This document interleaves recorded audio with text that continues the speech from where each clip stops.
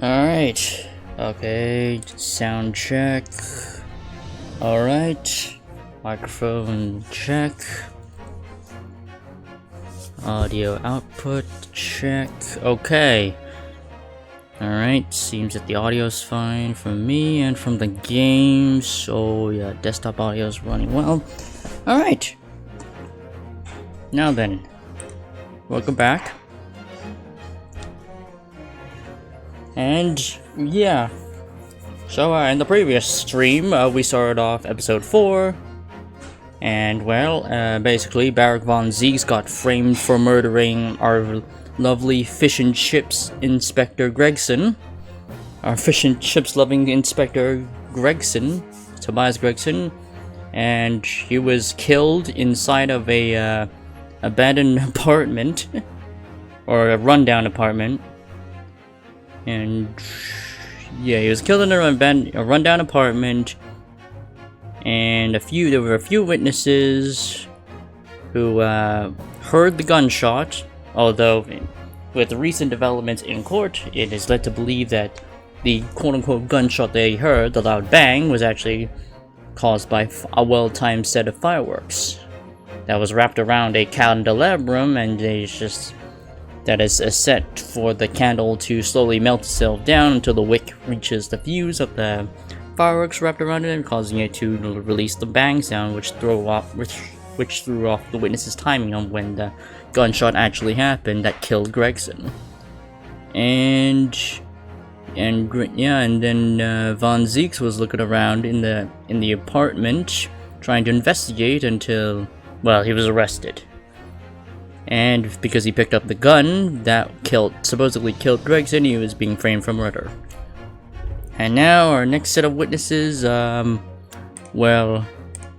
next set of witnesses that are a bunch of redheads, or a few redheads who are from the alleged criminal organization called the Red-Headed League, who is suspected of doing some nasty crimes.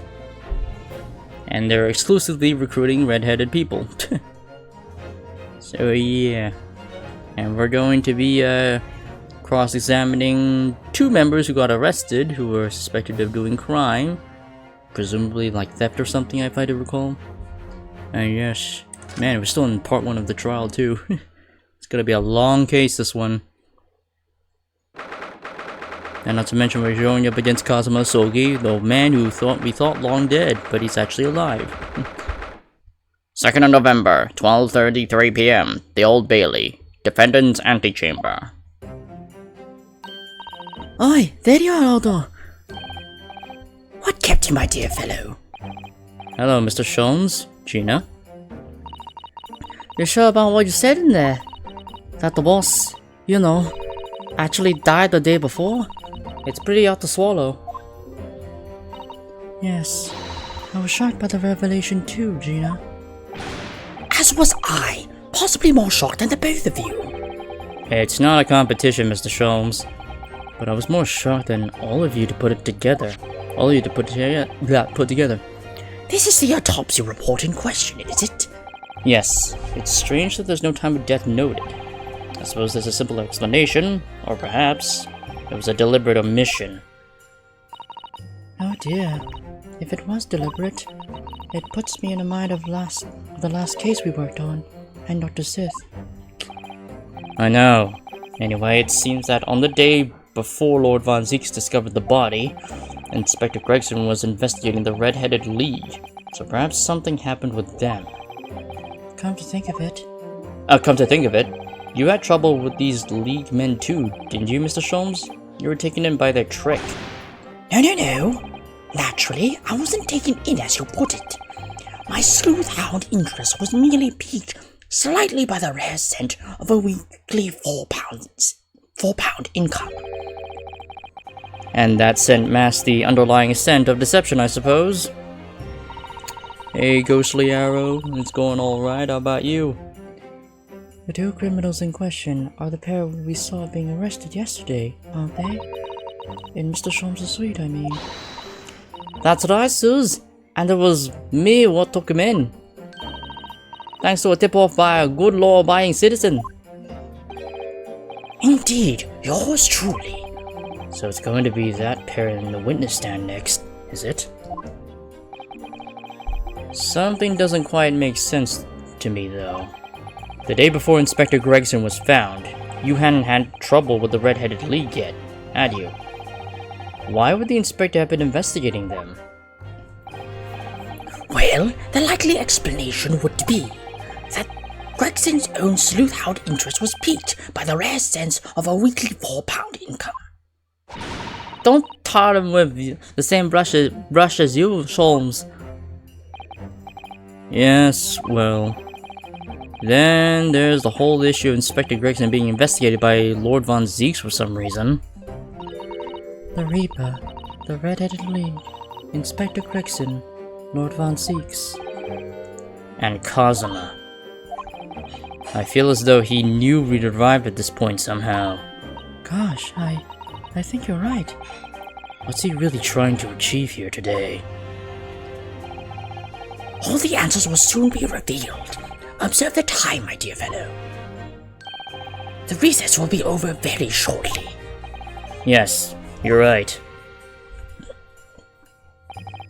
Kazuma was determined that he should be the one to prosecute this trial, and he was determined that I should take the defense. Just what is it that he's hoping to make me see, I wonder? I get the feeling we're a long way from the end of this trial yet. Are you ready then, Mr. Sato? Yes.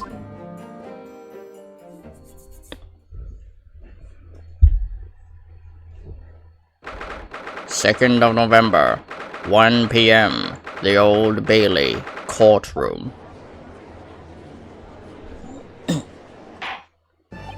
In the name of Her Majesty, the Queen, I hereby declare this court to be in session again. We resume the closed court hearing of Barak Von Zieks, here present, who stands accused of murder. Now then, Prosecutor Asogi. My lord. Have you summoned the witnesses as requested? Yes, the two members of the Red-Headed League who planned and carried out the deception. They arrived not long ago from the local prison by police carriage. Very good. Bailiff, usher the two men into the courtroom.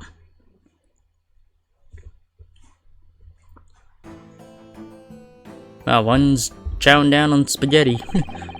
These two men are currently being held by the police on suspicion of attempted extortion. You may omit your occupations, but state your names for the court. I am Fabian de Rousseau, a descendant of the great Rousseau family from Nice in France. And my name is Pepino de Rossi. I am the third son of the great Familia de Rossi, the landowners from Napoli. The two men first became acquainted at the boarding school for European nobility. Those who graduate from Danzig are the future leaders of Europe. But do you have any idea how boring it is to be born with noble blood? Alas, I make it my mission to get the better of the world by employing a little grey cells of my brain. That is all I'm trying to do, So, that's the only reason for this whole grand deception you've been carrying out?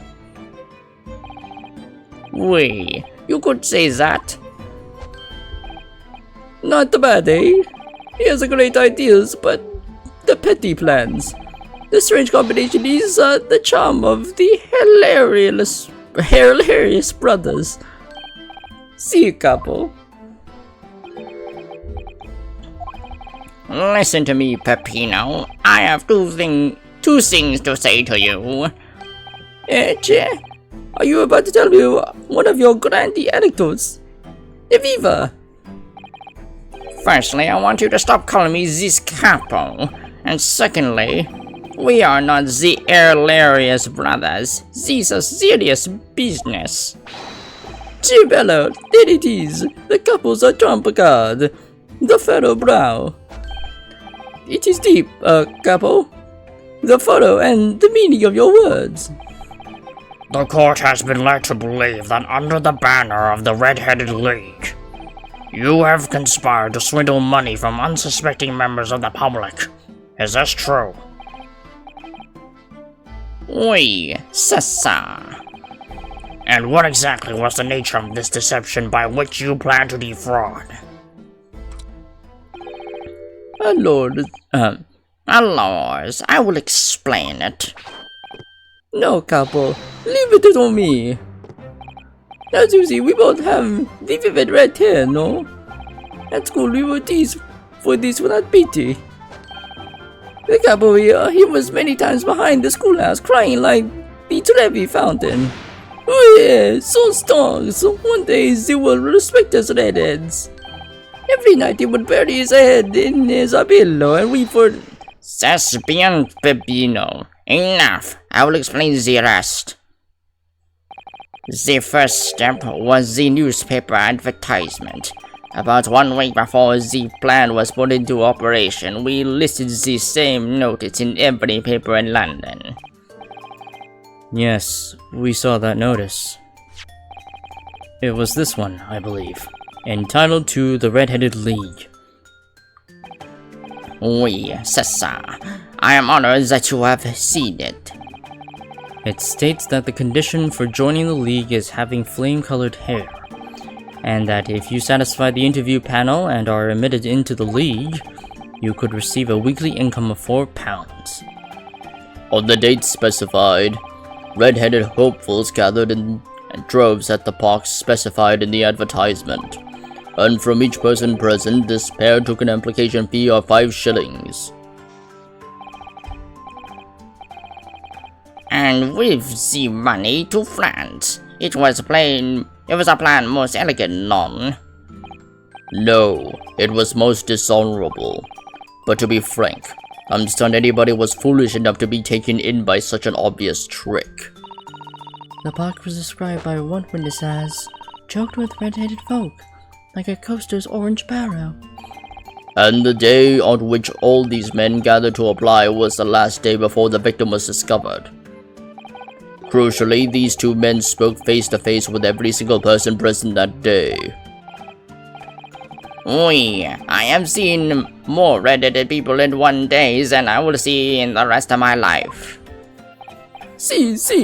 And now, every time I see the couples here, I feel sick to my stomach. Anyway, why have we been summoned here today? Sorry? The date for our trial was not until tomorrow, I was told.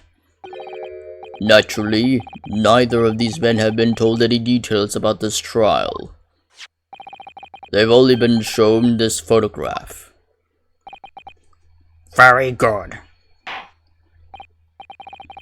So, Mr. De Russo and Mr. De Rossi, you will now give your formal testimony for the court on the subject of the gentleman pictured in this photograph. Of course, we are ready to help with the law.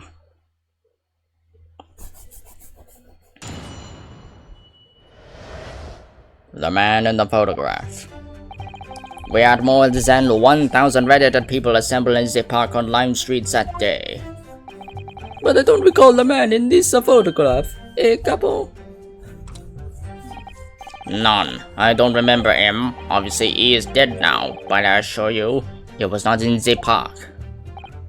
Allora, this victim has nothing to do with us.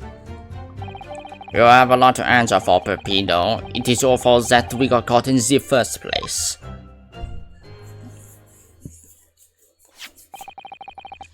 You've given sworn testimony that this man in the photograph was not present.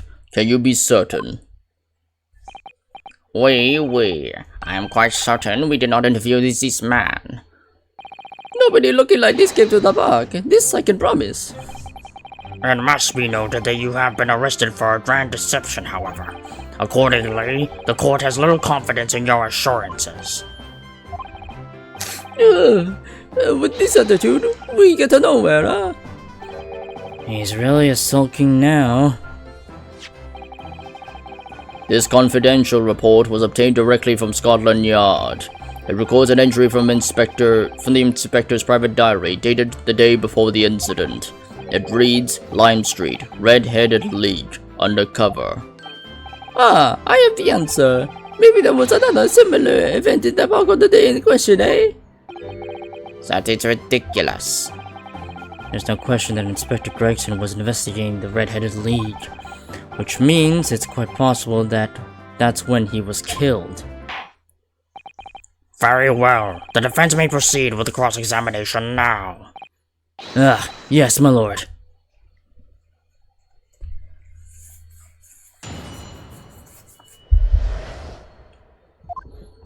And we pressed the fuck out of him. Hold it! 1,000 people. That's a very big crowd. It was quite a spectacle. Redheads and come over from all over the capital. See, the couple here, yes, the magnetismo animale. Nobody else could attract so many people. If I could be born again, I would be the capo. All those people wanted the money, Peppino. The £4 per week. Are you suggesting that you spoke personally with all 1,000 applicants? Oui, that we did. Because every one of them paid us 5 shillings. We take their names, and we take their money, and then we take their address as well. And then I tell them we take some days to let them know by a post, if finito. Maybe 2 minuti a person. We start early in the morning and we stop late in the night. So, you earned 5,000 shillings in one day? That's a small fortune. Who would have thought there were 1,000 such gullible redheads in London to start with? And one of whom was a great detective with chemically altered hair. Hold it! He doesn't look at all familiar? No, I don't think so. And this is a wig, eh? He was trying to trick us. I do not like the people who are trying to trick the other people. Says the con artist. Between them, they interviewed 1,000 people with red hair. It would be unreasonable to expect them to remember every face. No, senor. I may be small, but my memory is very large. I never forget a thing. In my opinion, I do not think this man was in the park. But he's not going to give the court a definite, it seems. Hey, Capo, you didn't see a man like this, huh?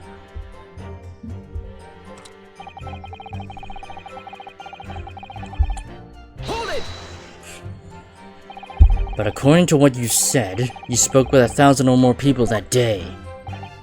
Oui, that's true. My eyes were burning by the end of the day. Surely then you can't actually remember every single face. How are you so certain that this particular man wasn't present? Normally, the redhead is very distinctive, eh? But not when you have 1,000 redheads crowding around. That is just an eyesore. But if there was some other information you could give us, maybe then we could recall.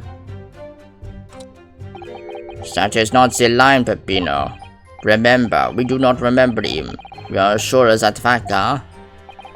If there was a man with a red hairpiece, but his mustache did not match the color, then I do not think we could have forgotten him.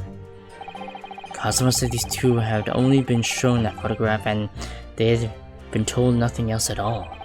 But what if fed them just one other detail about the victim, for example? His name, his profession, his fish and chips. I can certainly appreciate that just knowing the man had red hair wouldn't help you remember in this situation, but what if I tell you that the man was always munching on a packet of fish and chips? Do you remember a man who was eating incessantly? Not really. I was looking only at the heads of the applicants. I wouldn't have noticed the fish and chips any more than the caviar and smoked salmon. Oh, spaghetti! Me! I love the spaghetti! Really? I had no idea. Tell them again what you said before, Peppino. Si, Capo, si. I say it again and again.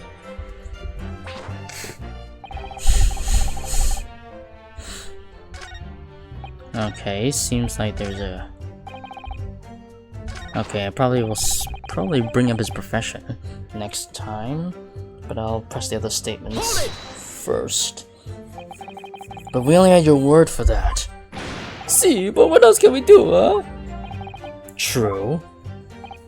Oof, we are not telling you much of fun these days. First we are arrested, then we are shown the horrible picture of a dead man. And now you question every single thing we say. We are the victims here. Eh, Capo? No, you were caught carrying out a plot to swindle hundreds of innocent people. You had to bring that up, eh? It's not fair. Eh, Capo?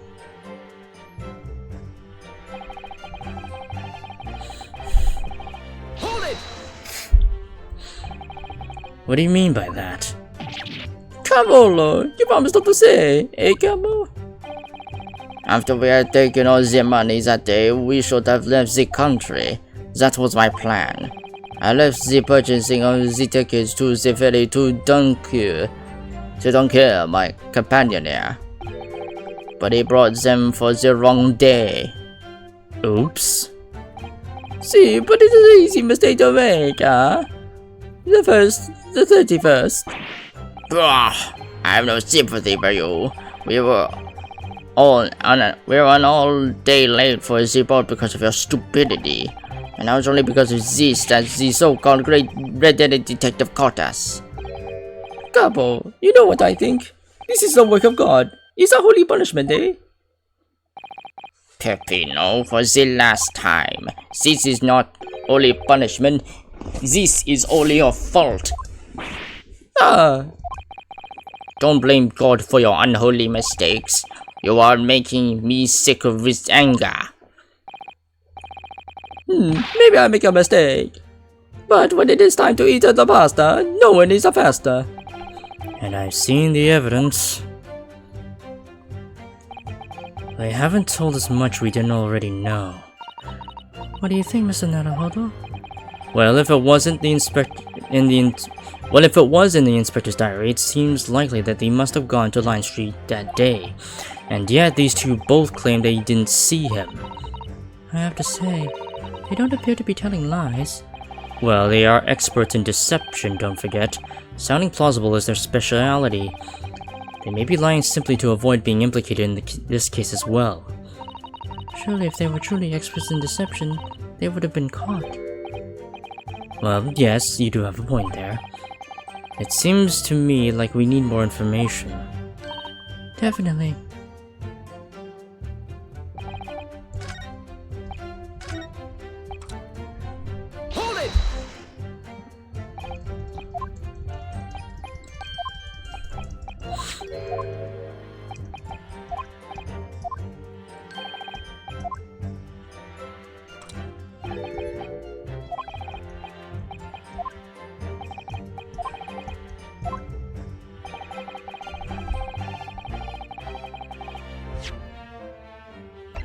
Let me check the other evidence.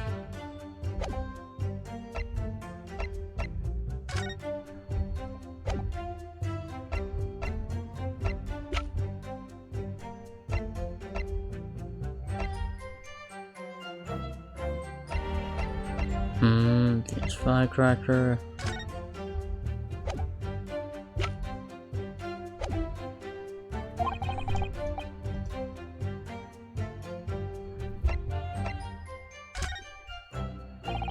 I can certainly appreciate that just knowing the man had red hair wouldn't help you remember in this situation, but what if I told you that the man's name was Gregson? The man in the photograph is a Monsieur Gregson. Yes. Names, they are boring. I did not listen to any of them. Oh.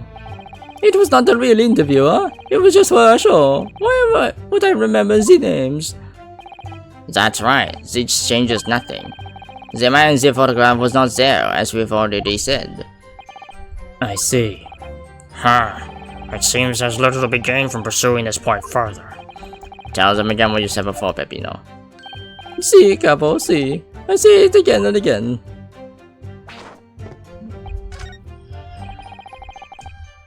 Okay, so we just go with profession.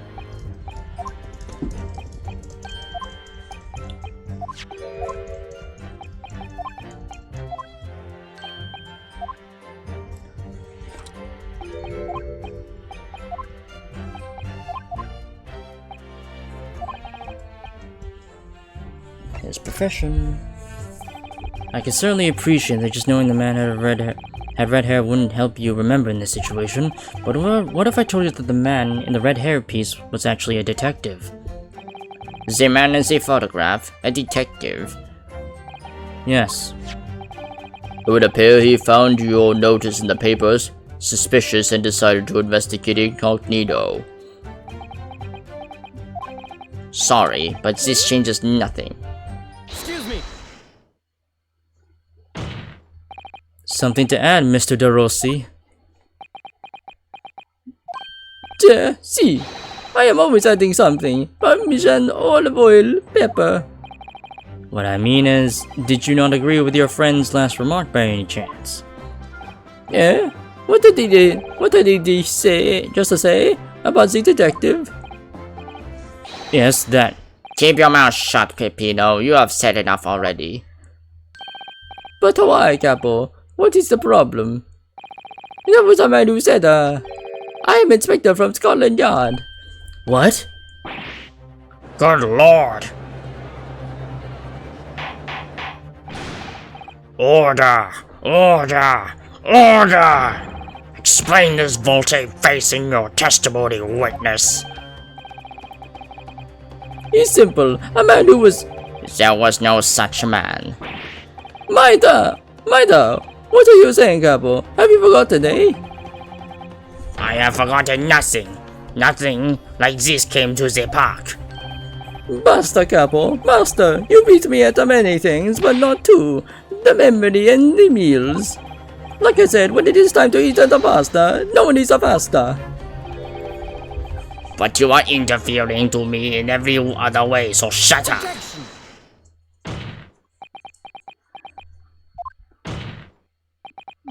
They're both desk slamming at them.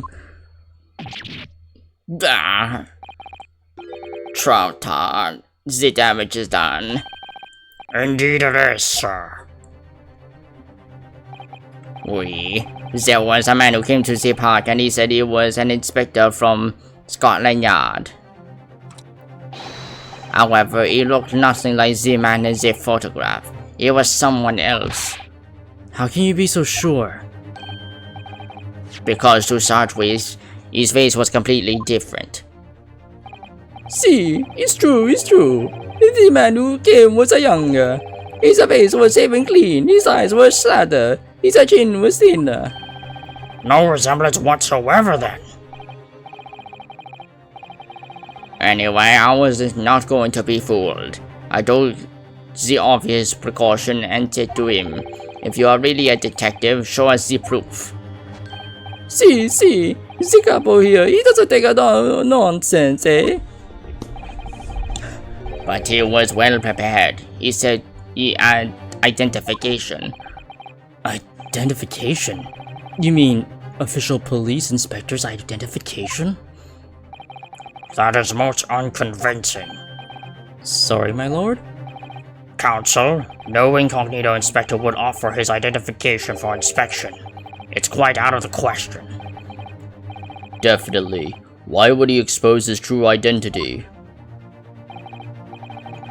Clearly, the papers were fake. Certo, Capo, you are a genius. As we say in Italia, it takes a thing to recognize another, eh? And what happened after he announced that he was a detective? It became very annoying. He said, you are under investigation. So I took his papers from him and chased him out of the park. It was a fantastico. And look, here is the identification. So you stole it from the man? He had it coming. He made us very scared. But he was not who he said he was. Indeed, the person described does not appear to have behaved as a true inspector would. However, I believe it would be prudent for these identification papers to be entered into the evidence. But I like them. Alright, let's take a look, see at this evidence. Alright. Let's take a look here. Metropolitan Police warrant card. Okay. Let's open this sucker up.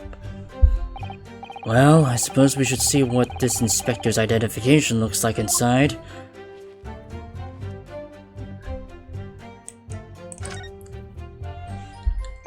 Yes, it definitely looks fake, doesn't it? Out of interest, what name is given? Probably just something plucked out of the air. It's Tobias Gregson. Wait, what? This Scotland Yard insignia looks genuine to me. But how? And the department and identification numbers details are correct as well. Are all correct as well. Since when have you known those? Do you mean to say? I know it seems incredible, but yes, I think this is a genuine identification book issued by Scotland Yard. But that's unbelievable. This is the real thing after all. Oh shit. So I'm guessing, yeah, this was stolen off Gregson's body. Now let us return to the witness's testimony.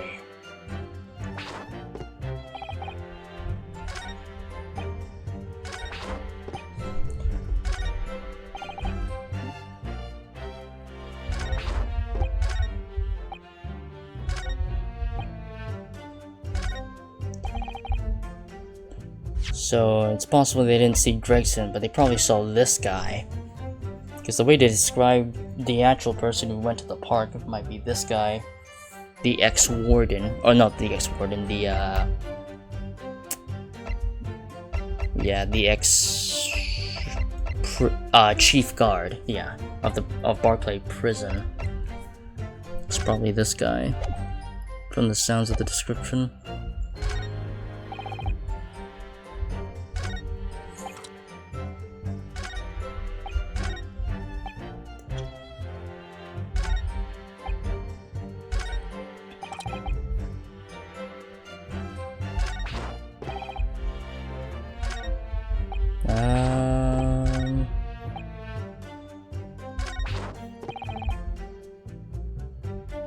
Hold it! Okay, nothing new here.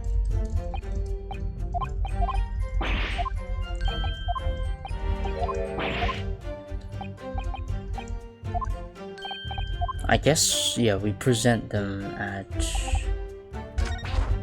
the first place, this victim has nothing to do with us. He was not in the park. So wait, do I present the identification book here or here? That's the question. Yeah, because... yeah, it won't be these people. He was not in the park. This victim has nothing to do with us.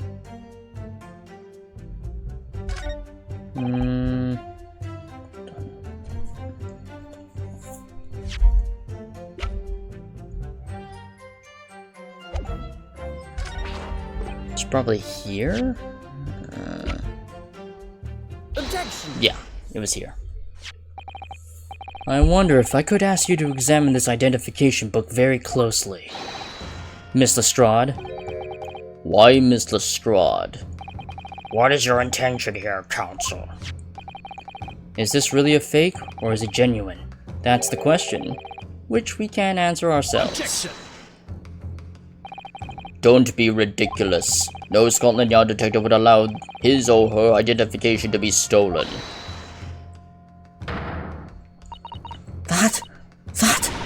That is the boss's. No question about it. It can't be. As I suspected.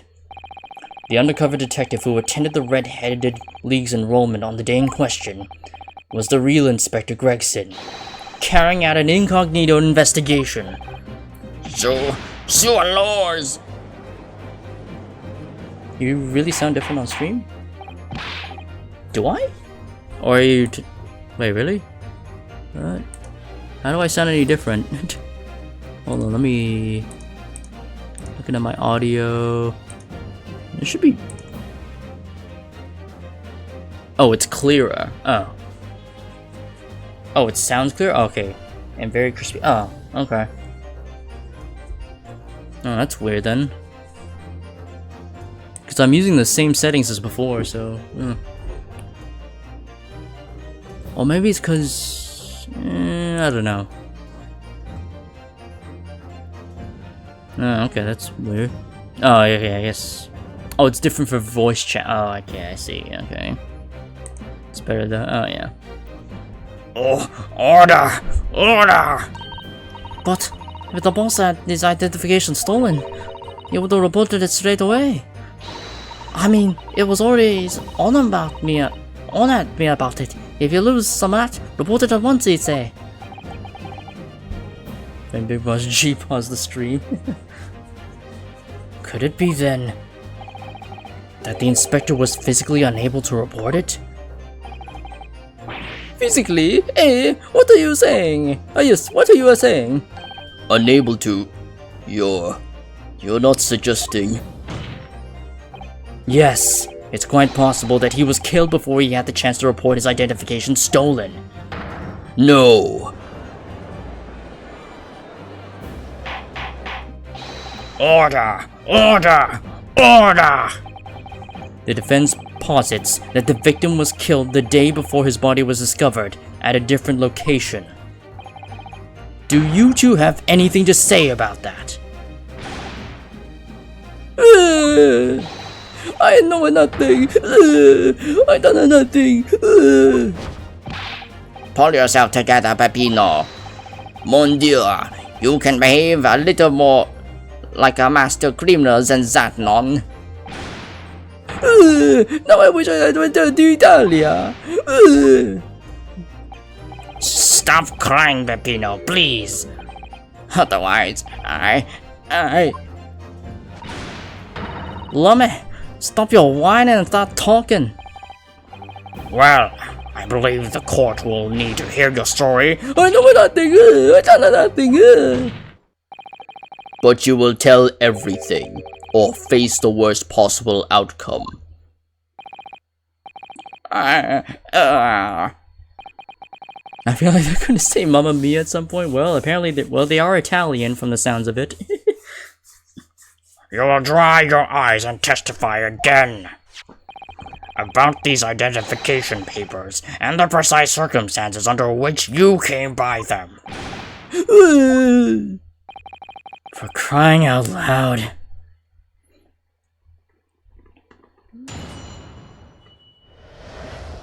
The detective and the identification. The truth is, we took him prisoner and kept him for the night at our secret hideout. Even though I didn't think he was a real detective, I was too late to let him go that day just in case. We took the man's identification from him and shut him in the room next to ours. There might have been a little tussle, but we did him no harm, and the next morning we let him go. He spent the night in the nice room. It was nothing like a prison, really. This is outrageous. You imprisoned the man? But no. It was not like a prison. It was very comfortable and very calm and happy. Capo? It was never part of my plan. I swear it. So you think it was my fault, eh? Just because I got the date on the very wrong. By one little day. I do not think it was your fault, Peppino. I know it. No. Per favor, capo. It is not fair. You shall have plenty of time for squabbling back at the prison, gentlemen. I don't believe this. How could he have been a real detective? Counsel for the defense, proceed with the cross-examination. So on the day before the incident, Gregson spent the night confined in this pair's hideout.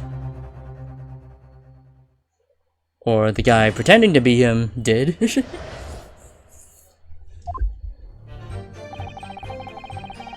Alright, time to press the hell out of him. Yeah. Hold it! Do you realize what you're saying? You have to believe me. I never intended for that to happen. And I'm sure the detective did not intend it either. Do you think? But there was nothing else I could do. See, nothing else. This was the first crime for the capo. It was at the end of his wits. I have told you before, Peppino, that is not the way to describe a criminal mastermind. What about this hideout of yours? An old empty house behind the park on Lime Street. We rented the place for 2 days. It was an inspired idea by the capo here. An impulsive idea, I would say.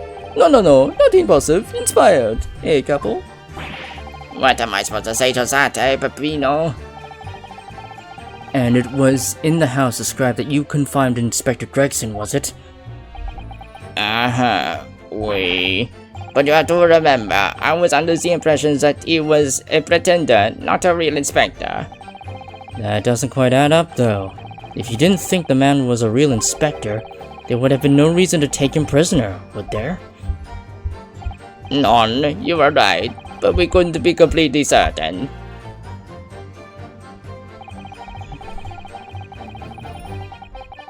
Hold it! Too scared. Why? Because why did I come to the park? We didn't know. There was a chance that he had seen through my plan. And if it was the case, he would go straight to the police station to blow a whistle on us. Even if it was just feigning to be an inspector, he was up to no good, without a doubt.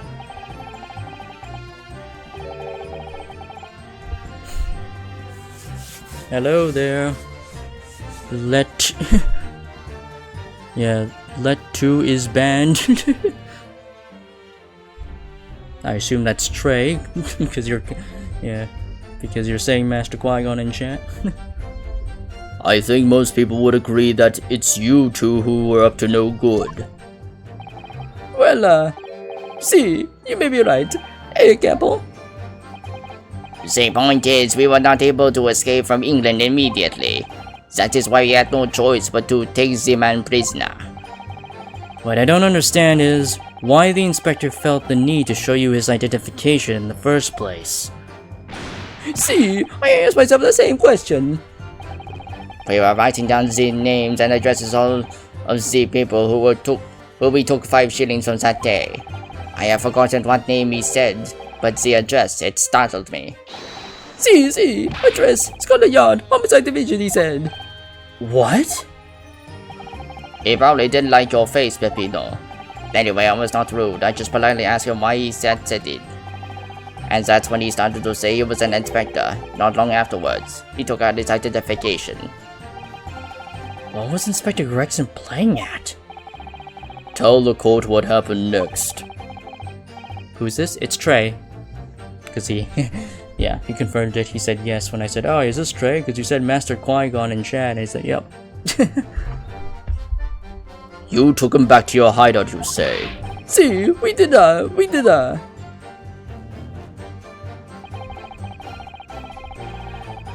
Hold it! That being this identification book here, correct? See, that is the one. That is the one. What made you believe that it was a forgery? I never seen the real one, of course. But it was so suspicious, this man. Allora, I was thinking he must have been a parcel, Capo? It is just as Peppino has said. We were convinced it was not genuine. And so together, the hilarious brothers, we took the man captive. All we did was shove him inside a locked room. Then we made preparations to transport all of the money. In for a penny, in for a pound.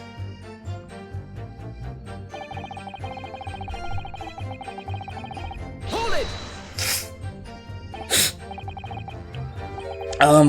What do you mean by a little tussle exactly? Boss, it was nothing. Just a minor incident. If also, Inspector, you was a real piece of work, eh, Capo? What happened? Oof, it was a disaster. We gave him a nice room, and what does he do, In the middle of the night, he tried to escape through a ventilatore. Can you blame him? We chased him, bien sûr. And we caught him again.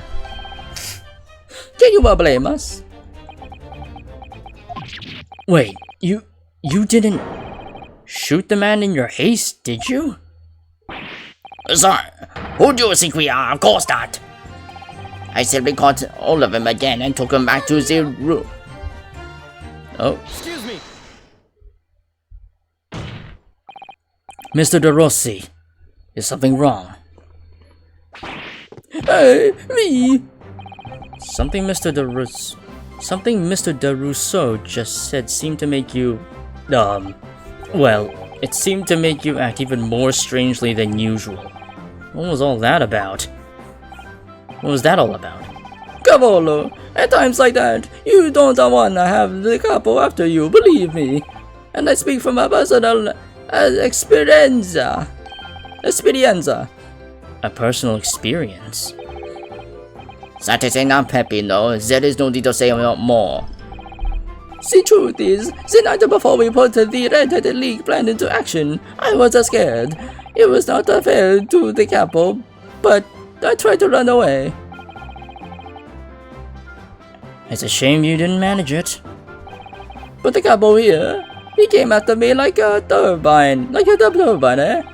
He dragged me back to the house, kicking and screaming. I still have the bruises to prove it, eh, capo? Bruises, you say? Ah, you wanna see, You wanna see my, fantastical bruises?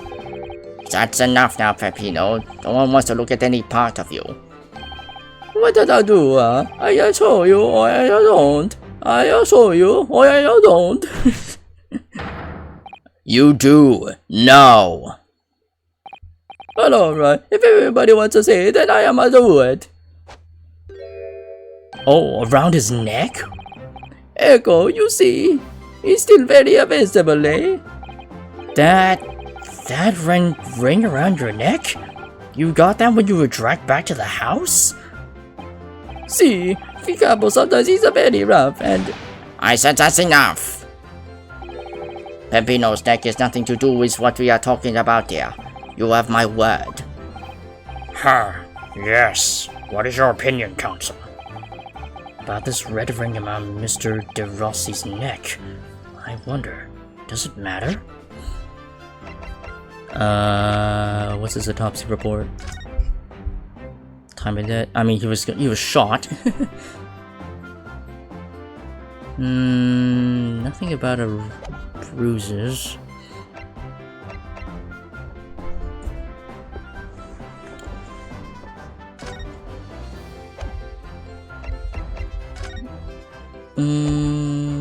Wait, hold on.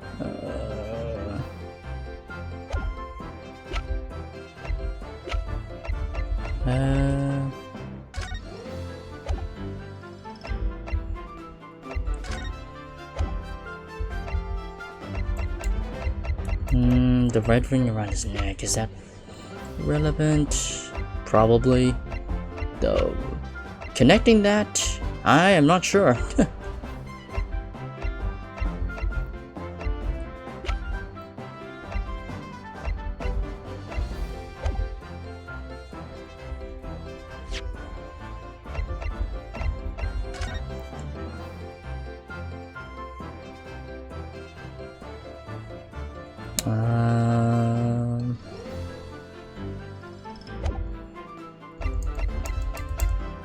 Policeman figure.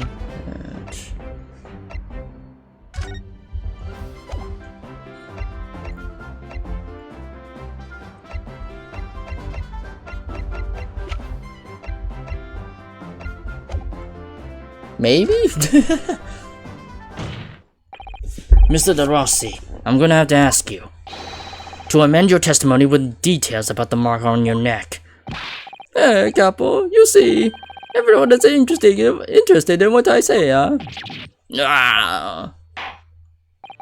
Very well. You will amend your testimony as you requested, Mr. De Rossi. See, if you really want to know.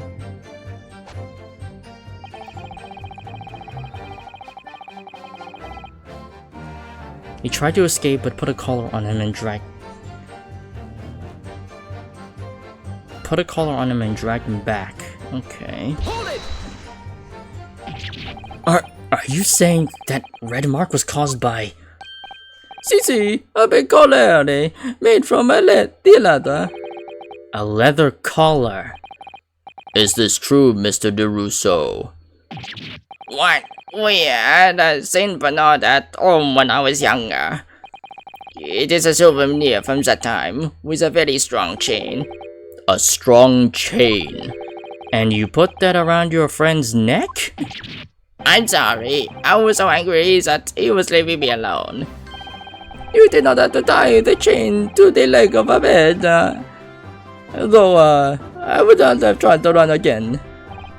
You didn't do that to Inspector Gregson as well, did you? Treat the people equal, is the Capo's here's motto, eh? It's starting to sound a lot more like a prison all of a sudden. The Capo is so tough, but the Capo is so rough. I shouldn't have done it. So, the following morning, when you release the inspector, the twist is their king. Yes, they're into very fierce pet play and or BDSM. He had the ring around his neck just like me. Peppino is way blade. Leave it now. Now you know, the Capo here, you don't want to tangle with him, eh? But for the inspector, he's not so bad. Something like a prison. Put a collar on him and drag him back.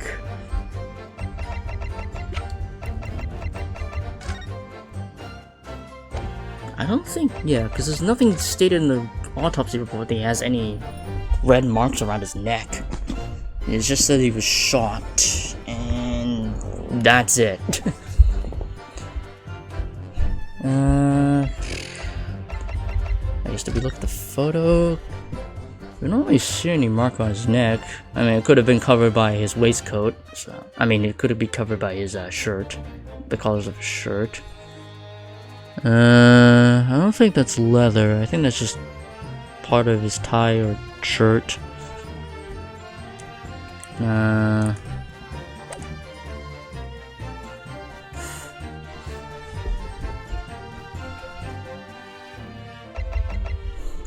Objection! No, that's not it. Okay. No, okay. Maybe the photo?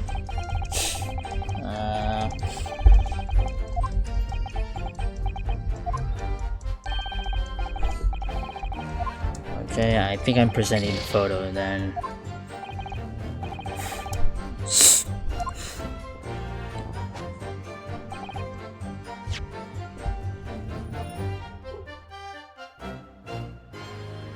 Okay. Objection! Yeah, I present the photo instead of the autopsy report. Okay. It's kind of hard to tell in the photo though, because it could. I mean, I guess we could have seen like remnants of a red mark around his neck from the exposed part of his neck on the photo, but yeah, it's kind of hard to tell. So the day before his body was discovered, Inspector Gregson was taken prisoner while working incognito. No, it was not like that. It was hardly a prison. It was an invitation to stay. It was only. However you describe it, there's one glaring inconsistency that remains. What inconsistency is this, counsel? I would ask the court to look closely at this photograph of the victim, Inspector Gregson. You will see that there is no red ring visible around his neck.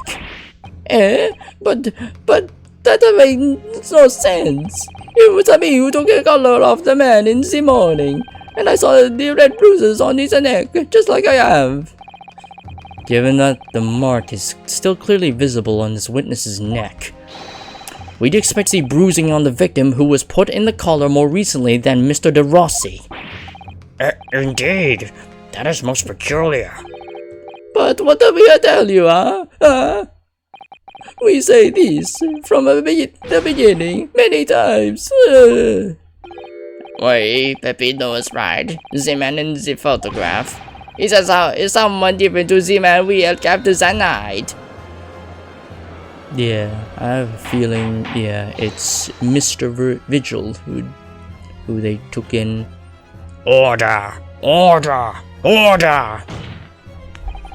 It would appear then that on the day before the incident, the man who visited the park on Lime Street posing as an incognito inspector was not Inspector Gregson at all.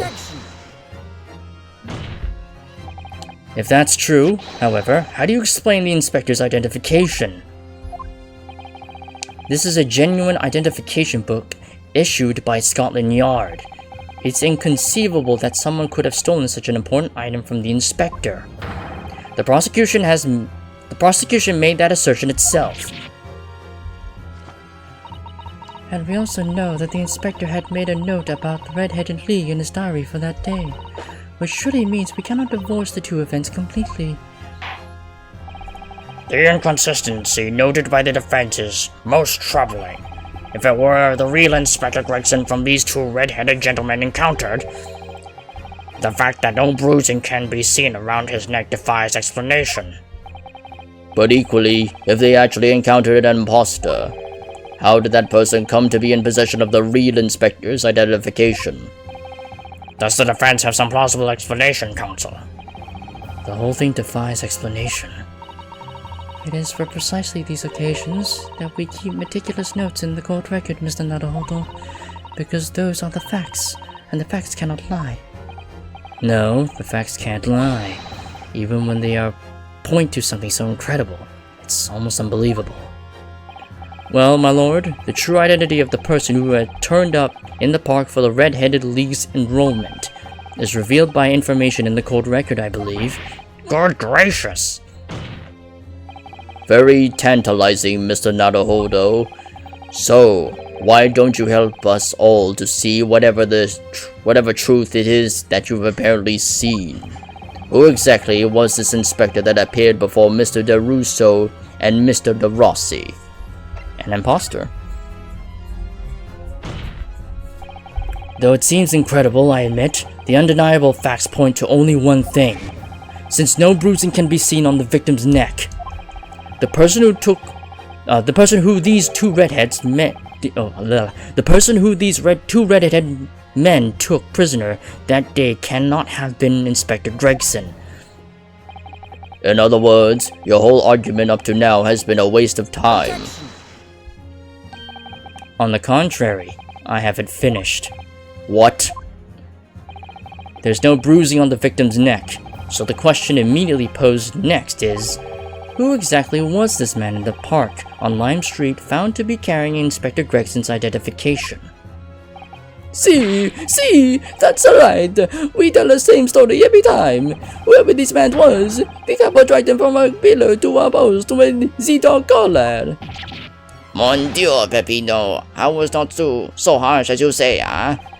So who was that false inspector, eh? Who was he? Clearly, the defense has an idea about that. About the true identity of the man who these two imprisoned that night. I must ask the counsel for the defense to elaborate post-haste. Who did the witnesses encounter in the park posing as Inspector Gregson? Where is this guy? It's surely no secret. This is the identity of the imposter. Oh really? On what grounds? Well, I said it was no secret, but that part is. Oh no. Wait, what? Oh, okay. What the fuck? Okay, I guess we're not jumping into that part yet. Last man under 26 experience up. Yeah, yes. Pet play, whatever the fuck. It's clearly the crux of the matter here. Bruising around the neck. Okay.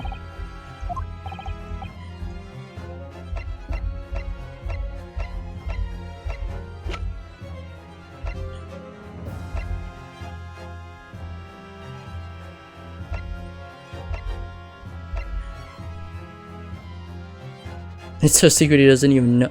Oh, gossip? Oh yeah, I'm just looking at his photo. Yeah, Gossip has a red neck, has a red ring around his neck. Oh, so it was Gossip. Goodness me, isn't that? One of the witnesses who was in the stand in this very courtroom earlier today. A nameless man whose only occupation appears to be peddling hearsay to passers-by.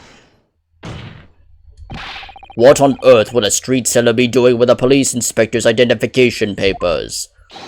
Witnesses, is this the man or not? What is happened to his lip? Ah. See, this is a man. This is a man. He's not for the Red Dead League, eh? He's looking for the Twisted Lip League, no? Perhaps rather than making such a rash claim next time, you should bite your lip instead. It seems improbable, yes. But one undeniable fact remains. During his testimony earlier, I noted something around the man's neck. A red ring of bruising. Eh? What? The defense demands that Mr. Gossip be brought back to the stand. I thought it was Vigil. Because the way they described him seemed to be, well, matching the man's description, but apparently not. Order! Order! Bailiff, bring the aforementioned witness back into the courtroom. Immediately!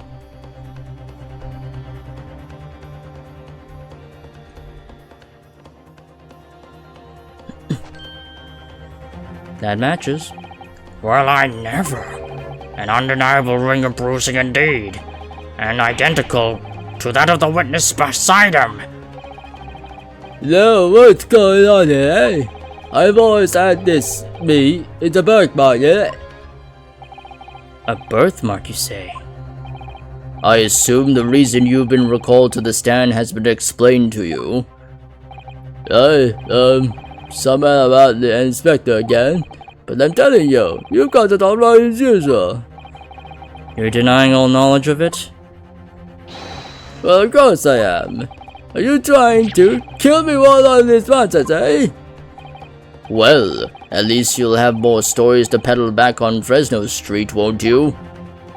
Now, we're going to need you to testify again. And you, Mr. DeRusso and Mr. DeRossi, I'm sure you'll cooperate, won't you? Do we have any choice? We are in the big trouble, eh, couple? That's quite enough dilatory chatter. Proceed with the testimony.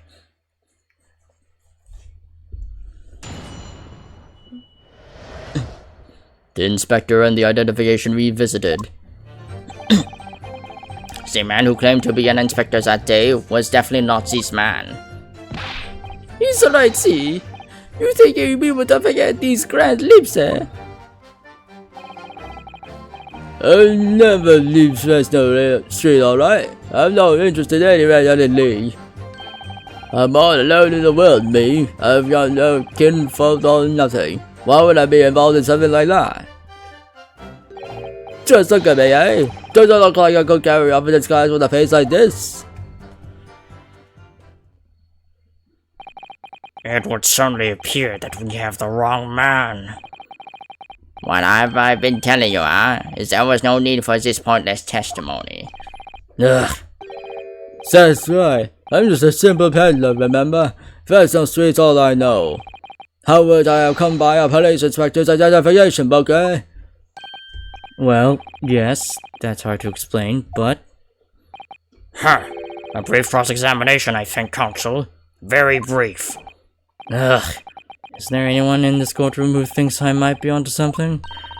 I stand steadfastly at your side as always, Mr. Naruhodo.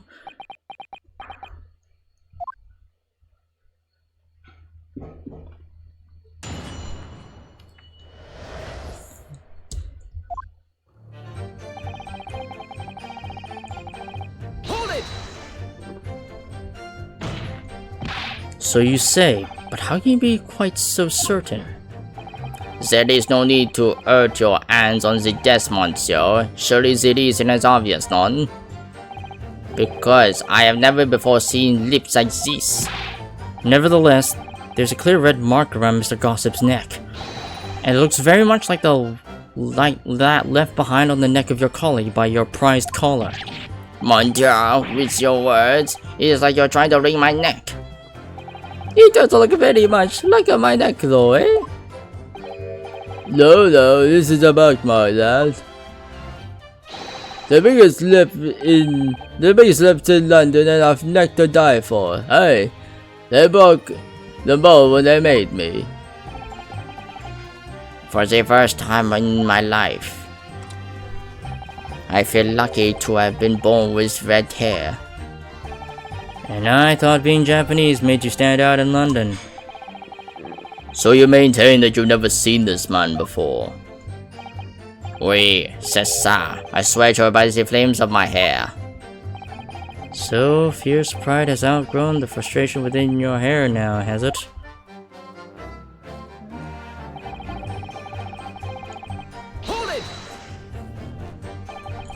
Well, yes, I don't imagine I'll forget those lips in a hurry either. That is what I am saying. For some reason, it makes me want to eat. How did Fabian call it? An eclair. You know, I've never seen the hair as black as yours before either. Likewise, I'd never seen red hair like yours until I came to Britain. See, maybe it is a national trait, huh? Maybe all the people from this Samantha country have the grand lips. No, lad, I was born right here on Fresno Street and I never left. That is a problem, see? So you definitely didn't go to the park on Lime Street that day, Mr. Gossip. Oh, how many times do you want me to say it, eh?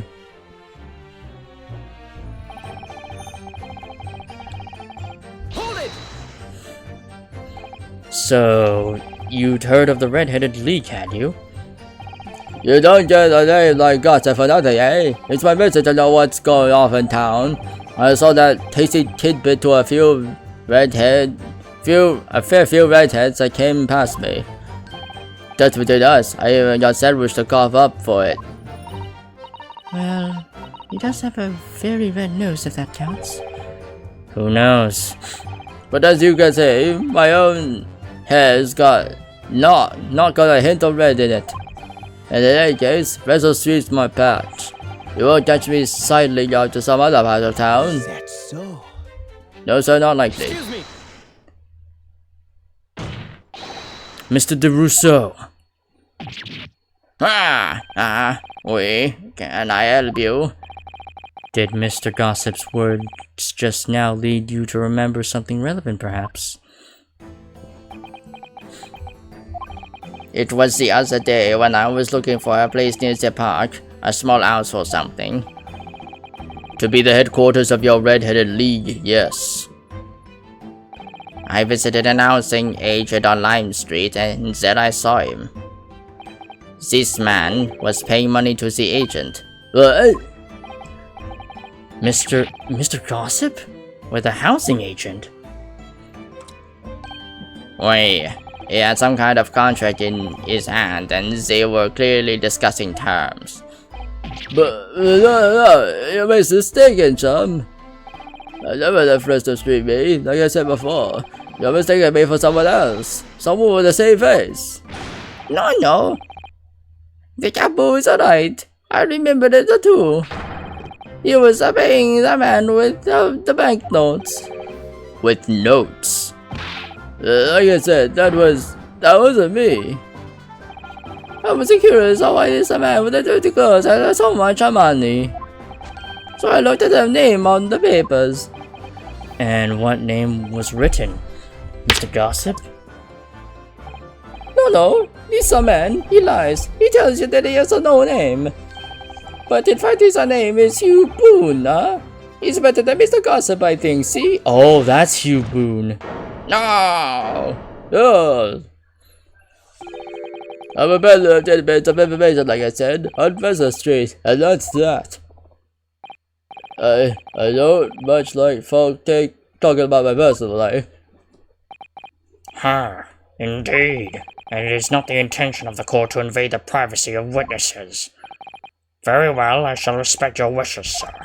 The aforementioned name shall be redacted from all court records of this trial, assuming no objections.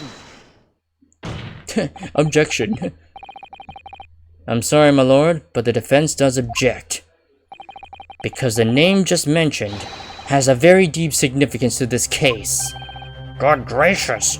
Do you similarly object, Prosecutor Asogi? As it happens, my lord, that particular name has already been mentioned during today's proceedings. Well, I never. In what capacity? Hugh Boone. The name of the leaseholder of the room. Let me put this very simply. The victim's body was discovered in your rented room. I suggest, sir, that you start talking. Well, alright. I suppose that might be the case, eh?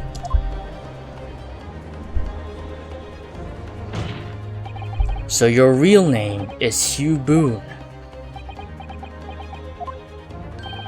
Well, just between us, I like to blow me old trumpet, but there's no finer peddler of tidbits in town. So I have to be able to afford a grubby little room in a falling down backstreet townhouse. You do? And once every 6 months I go and pay the rent to the agent on Lime Street. I remember now. There was 2 vulgar redheads in there last time. Hey, if any of us is a vulgar, it's not to me. Think again, Peppino. Why didn't you bring this up before? It's like I told you already. I don't like talking about my personal life. I'm a tidbit peddler as far as everyone else is concerned. No fuss. You will update your testimony to include this most surprising revelation, Mr. Boone.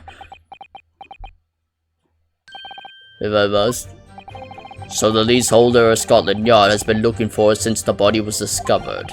Has been here under our noses all along.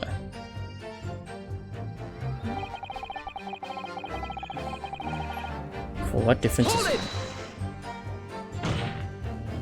So, you live in that room presumably, do you?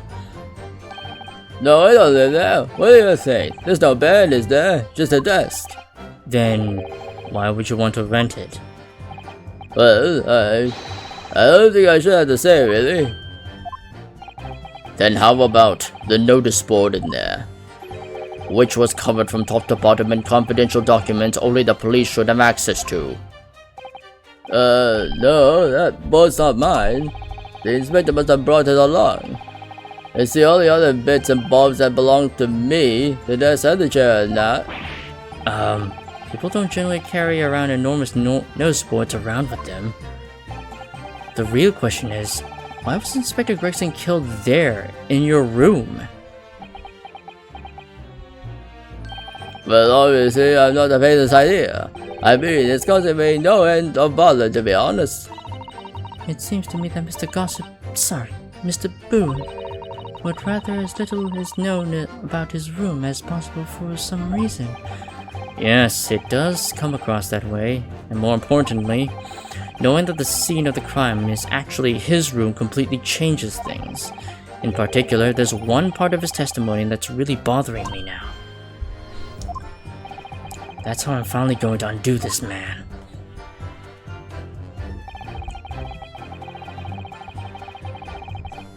Hold it! You mean you have no family? No, not at all. I spend my days on First Street peddling tidbits to passerbys. Hoping just between us, this is, that eventually someone else with lips like mine will come along. I don't think so. You may be right. Anyway, that mark on your neck is just too much of a coincidence for us to ignore. Well, what's the matter to you then, eh? If you don't believe me, well then pass. And there's nothing I could do but flick me lip. It looks like I'm not going to get anywhere here unless I can produce some proof. You're basically saying I got dressed up and posed as some fancy inspector, are you? Well, it's beyond me how you think I could do that.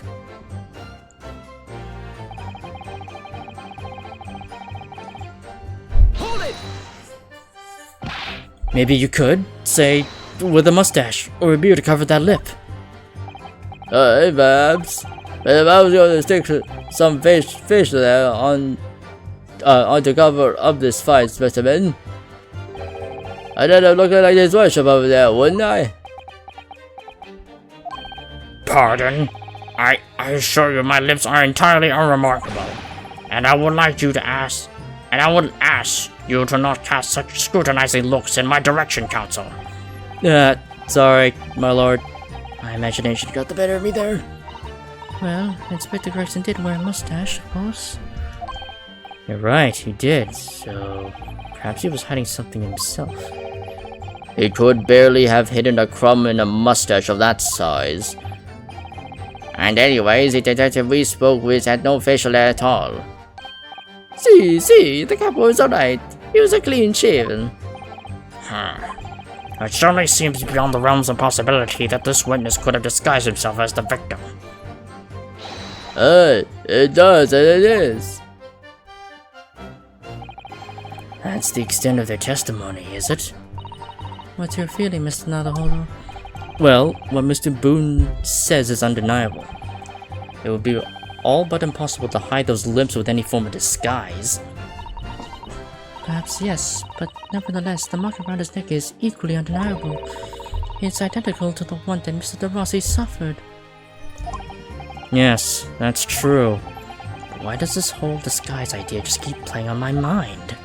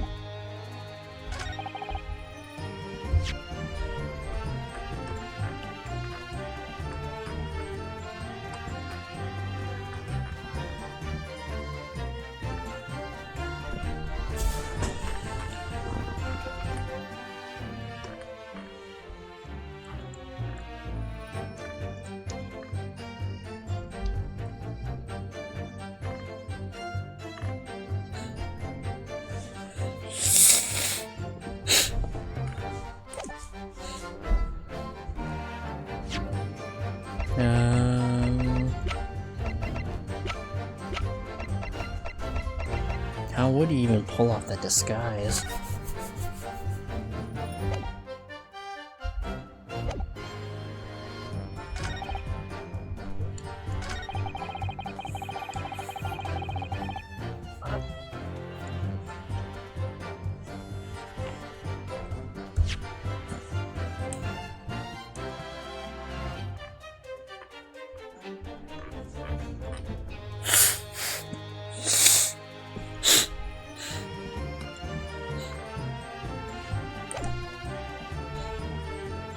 Hold on.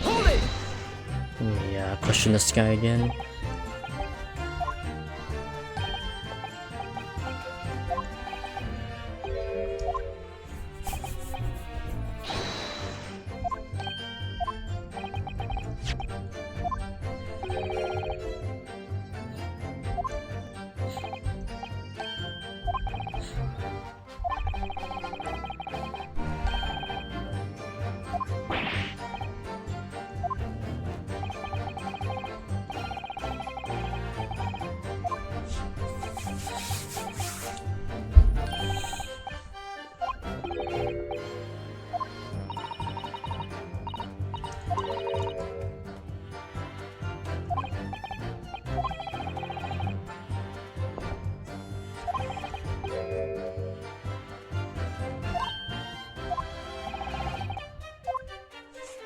one part of his testimony is bothering me.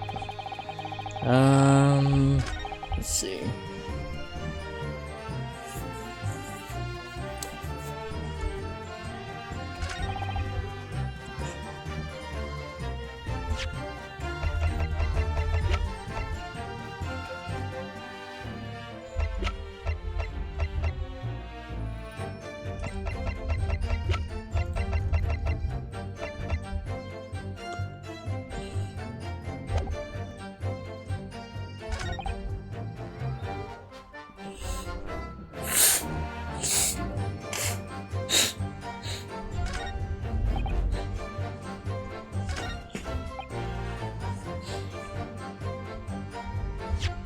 Hold on, let me look at this.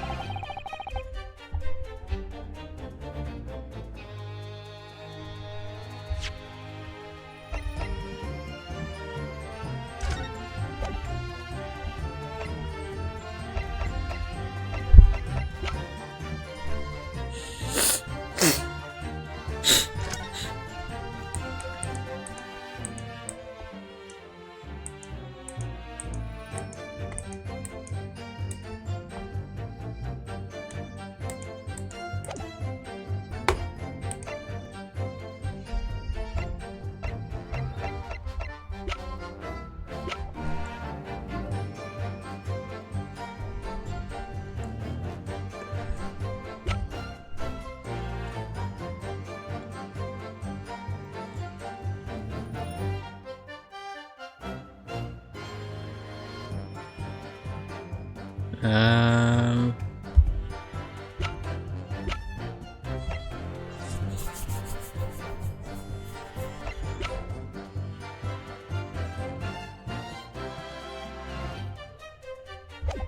What's the contradiction here?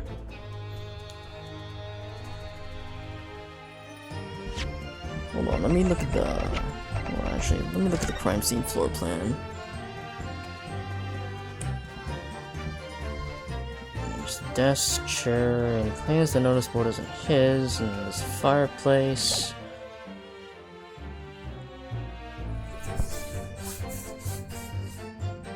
And we know that the fireplace hasn't been touched because it's so dusty.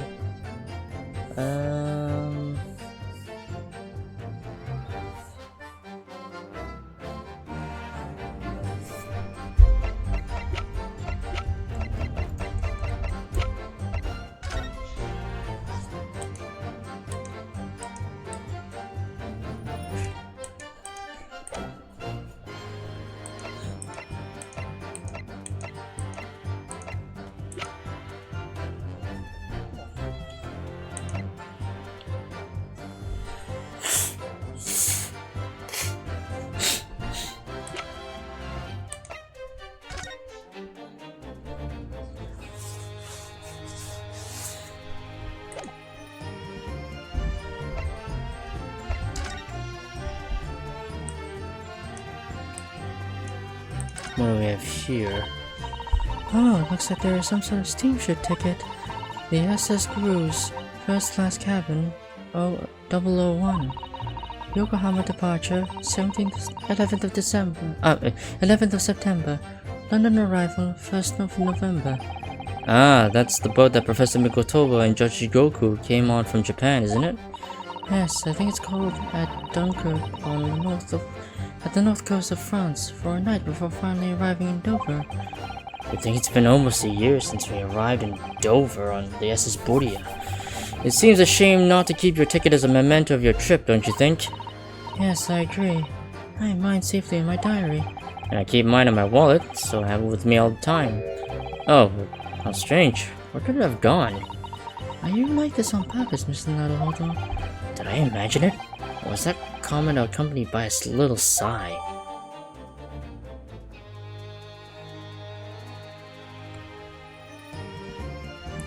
A note of introduction, yeah. It's written on the back of a ticket for a passage on the steamship. Okay.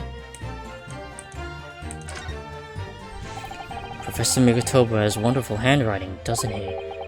This dark-suited young man is not in the least bit untrustworthy. Is it just me, or does that just make me sound extremely untrustworthy? I do wish he'd at least call you a nice young man. I'm really not sure that would help.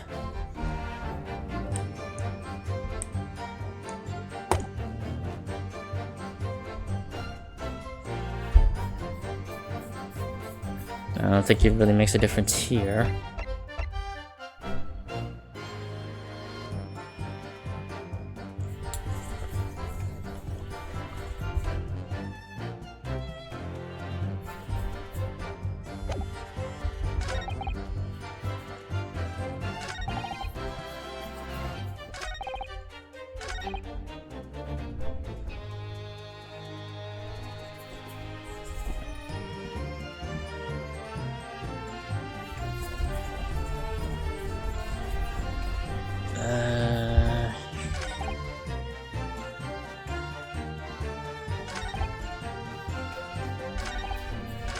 We know that it's his room.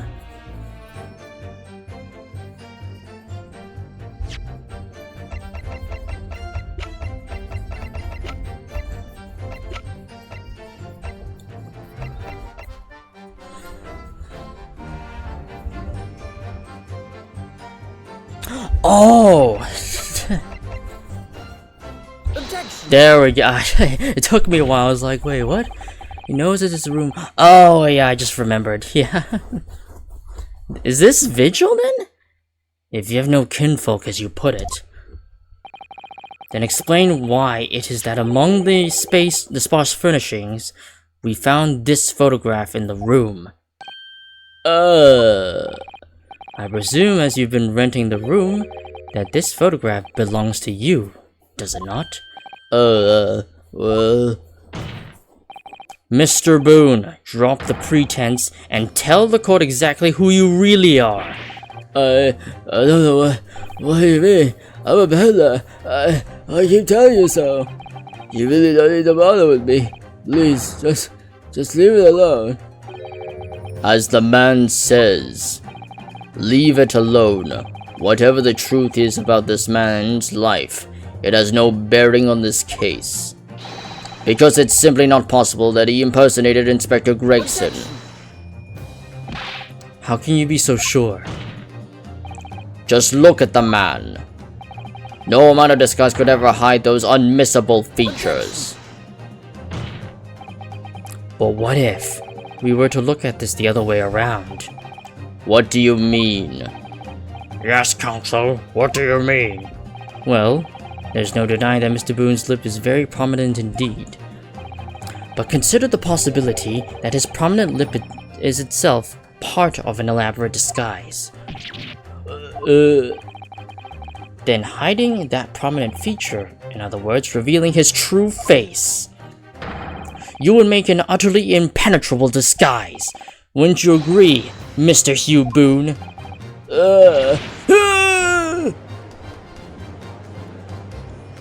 So wait, I think, oh, he was Vigil the whole time.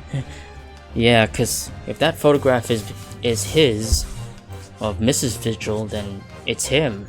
That's the guy. It's a guy. Good. Witness, are you still hiding the truth from this court? If that's a disguise, then underneath it, his true identity must be.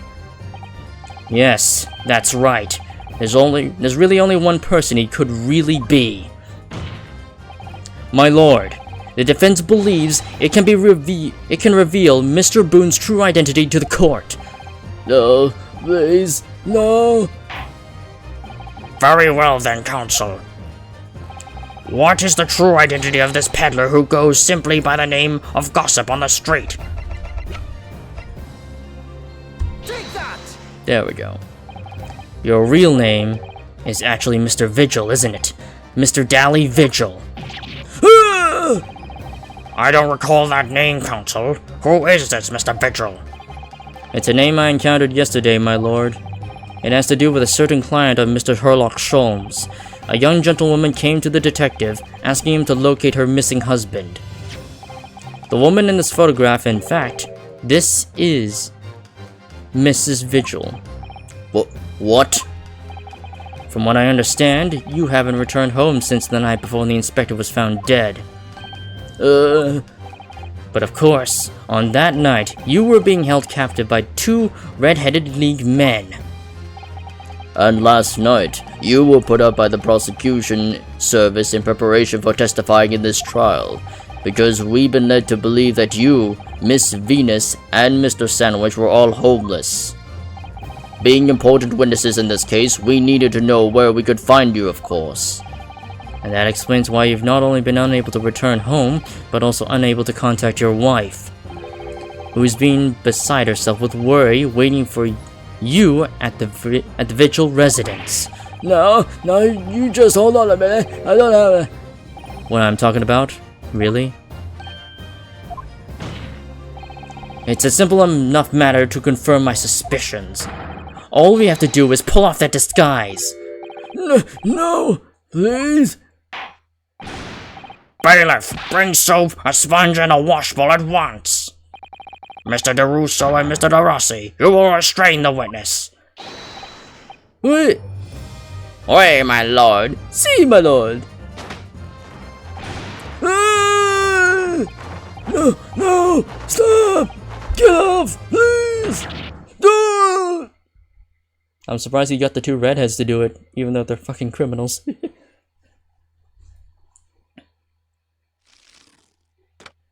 Oh man, that was a fake lip.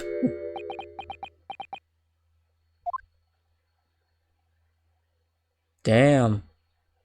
He had a double disguise on. Well, we are now seeing your true features, I presume. Lift your head, sir, so the court can see your face.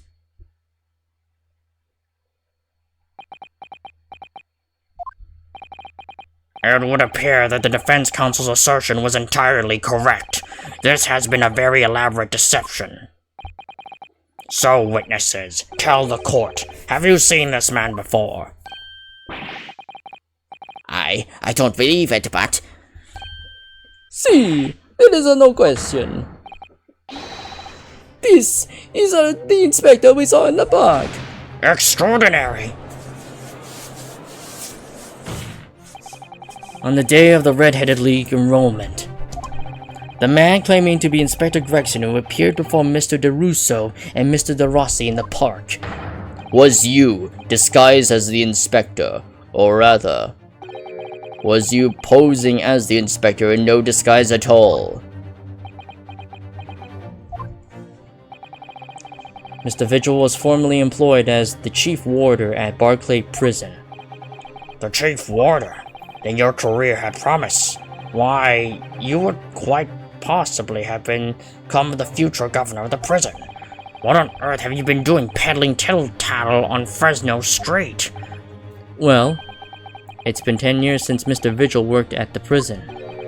10 years.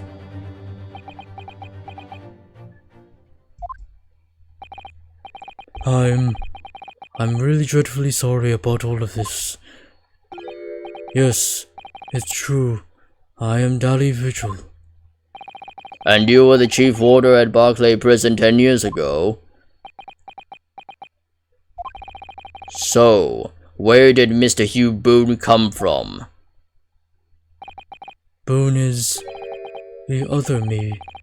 It's a name I invented. Well, evidently there is a great deal under the surface here. I'll explain everything. I'll tell you just how wretched my life has become.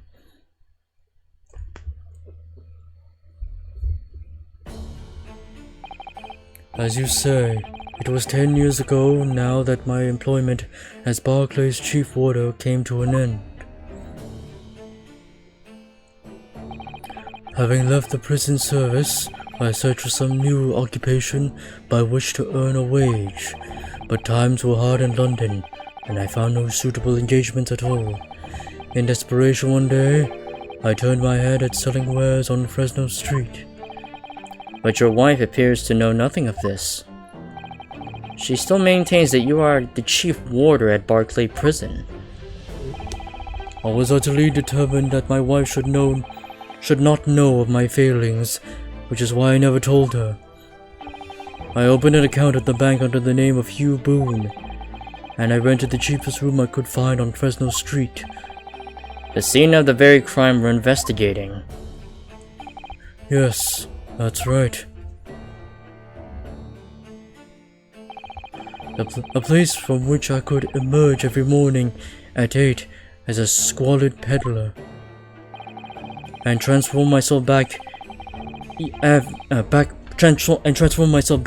every evening after 5 into a well-dressed man about the time before returning home. That quickly became my daily routine.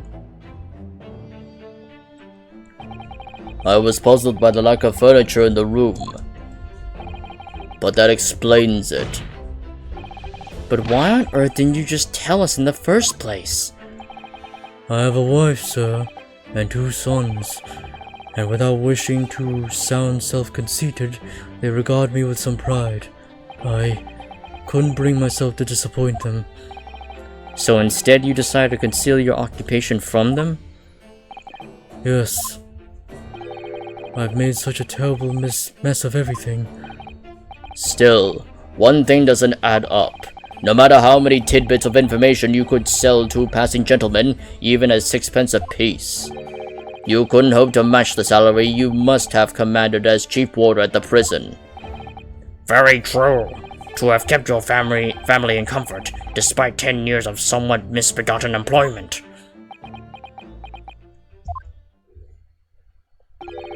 That was all thanks to Inspector Gregson.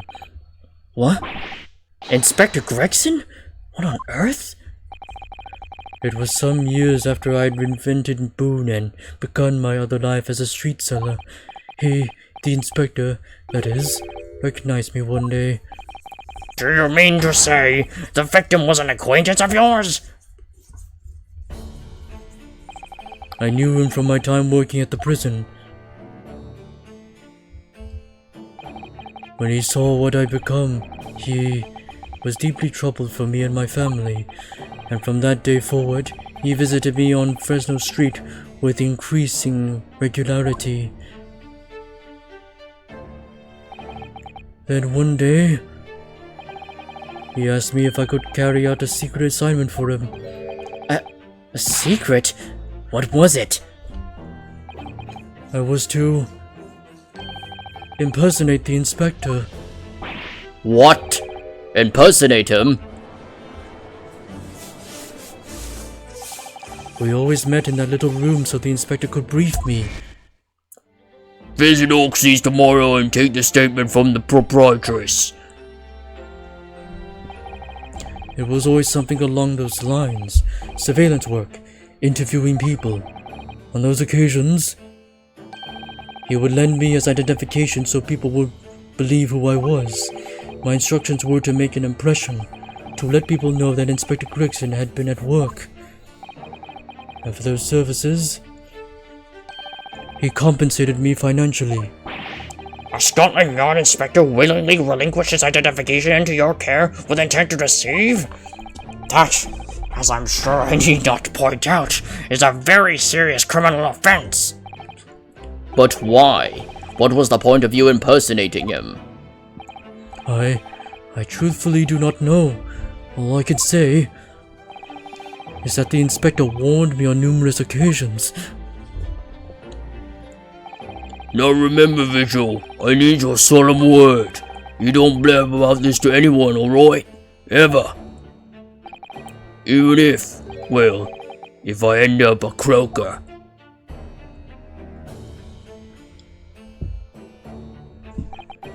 In time, he started to bring papers with him to the room as well. It became something of a second office for him. So, in fact, the person who declared himself to be Inspector Gregson at the park on Lime Street was really... Yes, it was me, acting on the inspector's orders. As usual, I removed my boon disguise, and then went as instructed to the park, armed with the inspector's identification book. It never occurred to me that the bruise on my neck might give me away.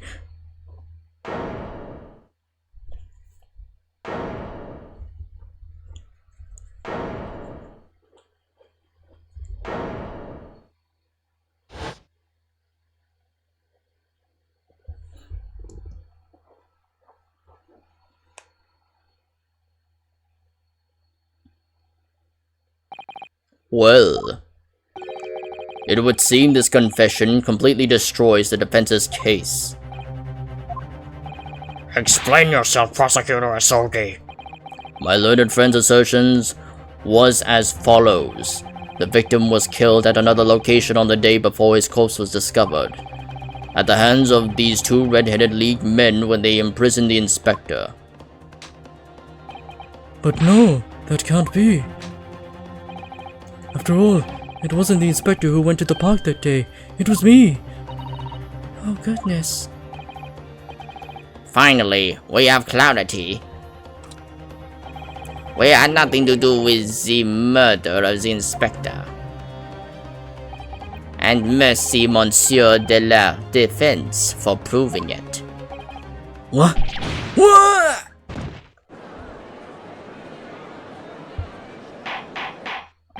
Order! Order! Order! Indeed, it would appear that we have reached a de facto conclusion of sorts. These witnesses had no involvement in the murder of the victim, as proven somewhat ironically by the defense. I hereby call an end to the cross-examination. Hold it!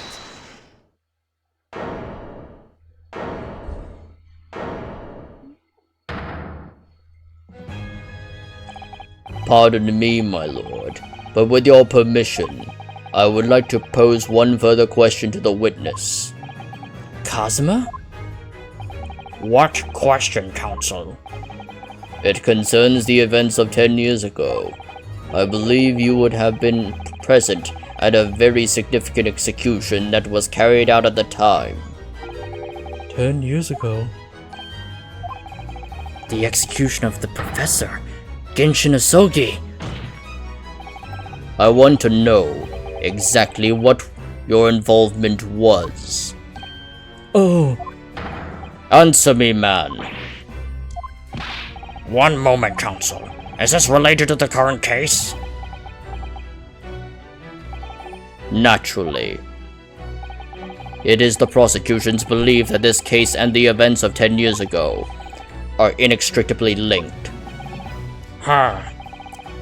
Does the defense concur, counsel?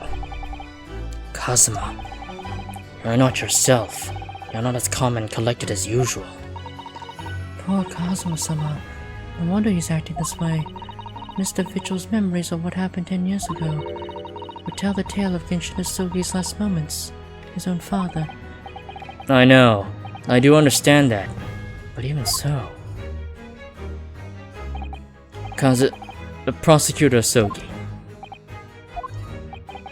Do you genuinely believe that this question requires an answer in order to learn the truth behind Inspector Gregson's death. I need you to trust me. Please. Very well. Then the defense has no objection. I see. In that case, you'll answer the question, witness. The truth is, I remember very little of that time. You've forgotten? I'm sorry to say, yes. As I said, I resigned from my role at the prison 10 years ago. But for some peculiar reason, my memory of the events leading up to that moment is extremely hazy. Does that not strike you as strange, Mr. Naruhodo? Sorry? Well, 10 years is a long time, but I've forgotten the reason why I left such an important job. Yes, you're right. And not only that, Mr. Vigil's claim contradicts what we already know. The human spirit is a fragile thing. It's broken all too easily. Which is why we have a tendency to wrap it up for protection. Sorry? The human spirit? I'm afraid I don't understand what you mean. When we experience pain and suffering that we feel unable to bear, we block it out, obliterate it from our memories, seal it away. But it never truly leaves us. If the seal is broken, the memories resurface, and when they do, that fragile spirit may be crushed. But I really don't. Kazuma-sama. But if it must be crushed, then so be it, because the truth will not stay buried. It's coming out, one way or another. Right. Now I understand. It's clear what his intentions are. He means to expose the truth at any cost. Perhaps if I pointed out the contradiction in what Mr. Vigil claimed earlier, it might cause some crucial memories to return to him. But should I? Should I present the evidence or not? Do it! For the plot! I have no idea how this is going to go, but this is a court of law, and I have a duty to pursue the truth. Mr. Vigil, I'd like you to look at this. Evidence that clearly contradicts your version of the events. The dismissal notice.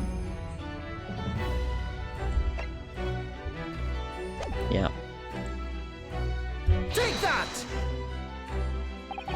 Just a few moments ago, you made the following statement. I resigned from my role at the prison 10 years ago. Ah, well, yes. In other words, you claim to have left the post of chief warder of your own volition.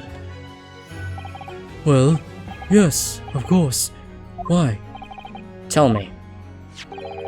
Do you remember seeing this document before? No, I don't. This is a dismissal notice ordering the immediate termination of a prison staff member's employment. A dismissal notice? And the name on the notice is yours, Mr. Vigil. What? What? It's mine?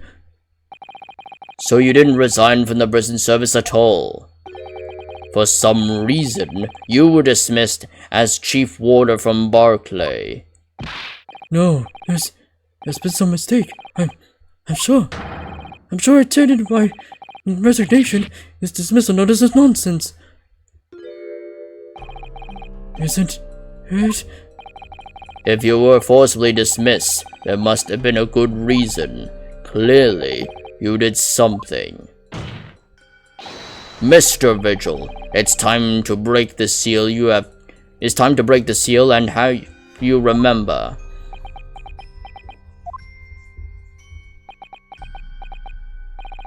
According to the few remaining records, the final execution that you supervised was on the 17th of June 10 years ago. And on that day, something very serious took place at Barclay Prison. The 17th of June. Was that? The professor's execution? Professor.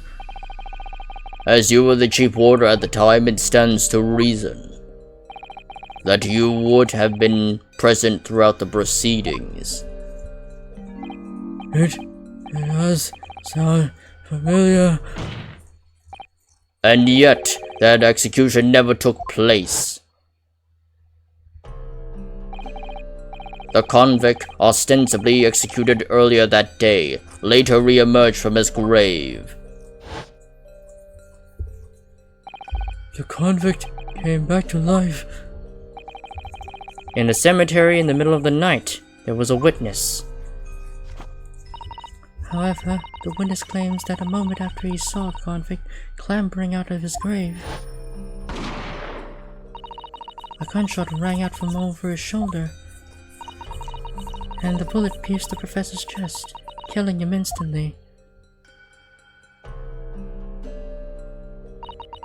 Those may have been the professor's actual last moments. Yes.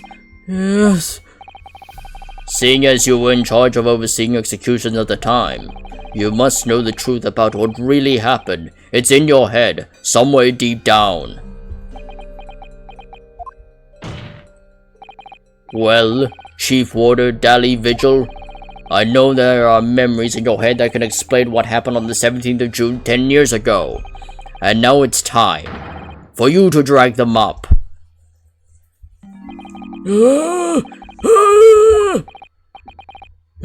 Mr. Vigil?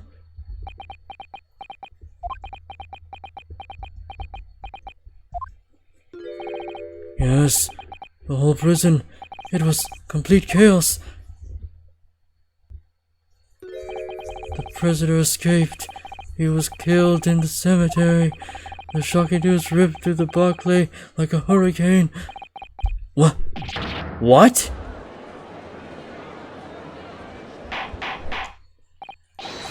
Order! Order! Order! Do you mean to say, Mr. Vigil, that your memories of the time have returned? My head, it's like some floodgates have been opened. The images, the screams. Oh, my goodness. The papers. There were reports, articles about a man who'd seen a ghost. Yes, Enoch Drebber.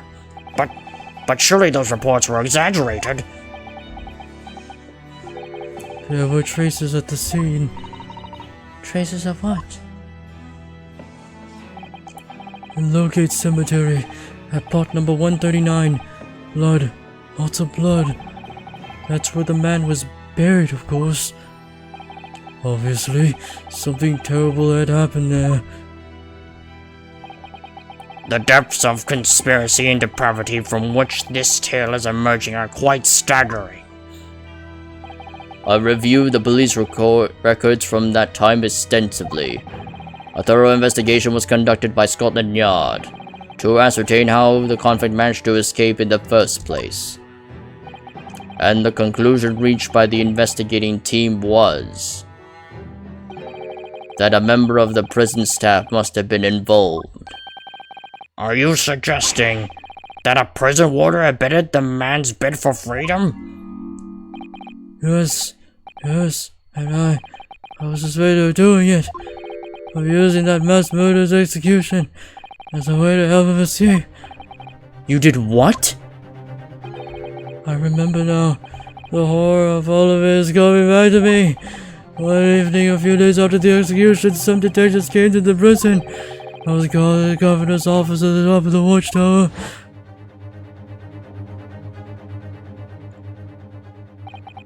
I'm sorry, Dolly. This is a serious business, but can I help you now? As chief warder, you were responsible for overseeing the execution of 4, eh? Well, it seems the fellows at Scotland Yard want to have a few wee words with you about it. You better pack your things, laddie. You ought to attend in person. As soon as he told me that, my mind just went completely blank, and Next thing I knew, the professor, the most hated girl in history, and I let him escape. I finished my life. It's over.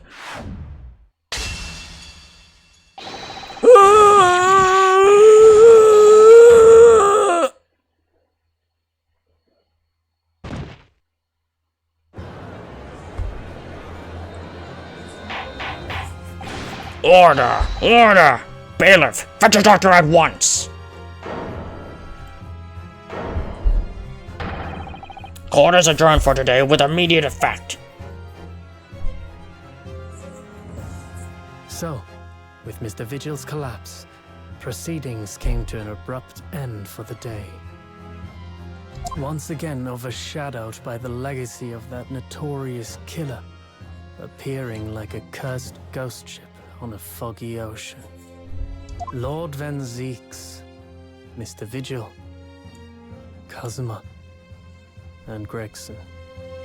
All of them bound by invisible chains anchored to the same wreckage in the murky depths of the past. But the miraculous light that had been trying to cut through the gloom and shine on those tragic events was playing on the edges of the truth at last.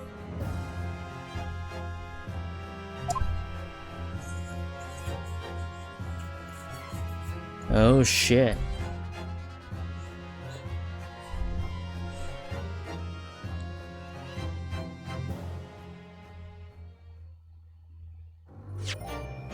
Alright. Well, that took a turn. Well, at least this time, at least for this segment, I didn't have to use story mode to get past any of the obstacles. Glad I really gave it a thought through on the on that one cross-examination involving the photograph of Mrs. Vigil. But yeah, I think we'll call it.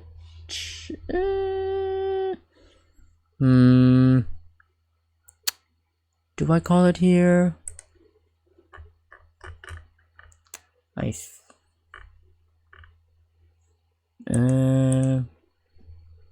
I'm not sure how long the next section's gonna be. This section seems to, yeah, it took about 2 hours. So,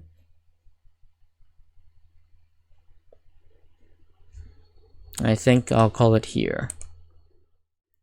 Yeah, since I'm also kind of feeling a bit lightheaded from doing all the screaming,